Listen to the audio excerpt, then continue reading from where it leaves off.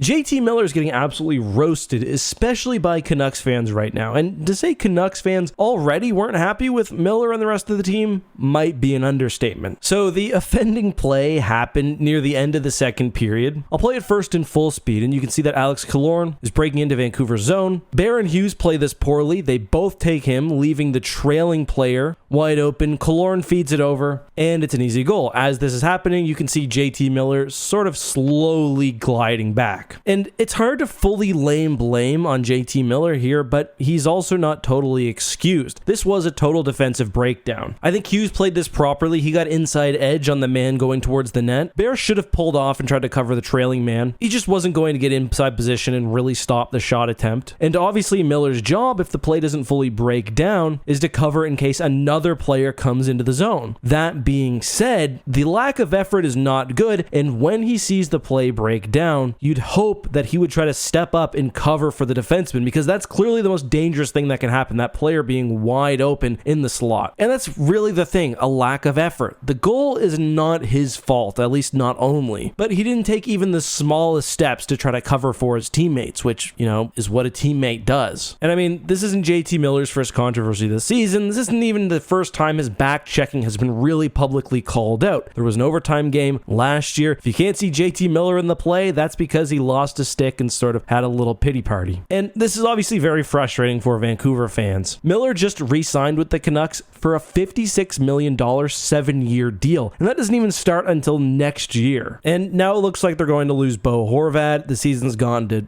a bad place. I saw the hockey guy call them the biggest tire fire in the NHL, and yeah, that feels accurate. The only really big positive that I'm seeing is the year that Pettersson has been having, especially after the difficulty in the first half of last year. I also gotta say, I like JT Miller. Does his contract look good? No, it's gonna run until he's 37, and already he does not look happy. But I mean, I'm a Rangers fan. He started his career with the team. And you know what? Otherwise, he had a good game. He had a nice backhand goal where he totally undressed Vasilevsky. He had a hockey assist on another goal. I think he's got 7 points in the last 5 games. And he was on to try to tie it up in the last minute. So Boudreau couldn't have been mad at him. I mean, this was a 6-on-4 opportunity. Pretty much the last 2 minutes. He played about a minute and a half. By the way, Vasi absolutely stole the show there at the end. But I mean, this one's a real kick in the nuts. There's no other way to put it. And Miller's just generally been in the spotlight for the wrong reasons. Yelling at his goalie, smashing his stick on the back of the net, which I didn't actually think was a huge deal. He was on quite a big scoring slump earlier this year. He's had some rough interviews. It's just not been a great year for JT Miller. But I'm really curious to hear your thoughts. Was this play on him? Was it only on the defenseman? Should he have gotten up into the play? Or am I wrong? Was he doing the right thing by watching for that third man? Let me know your thoughts on all of that and more, please, down below.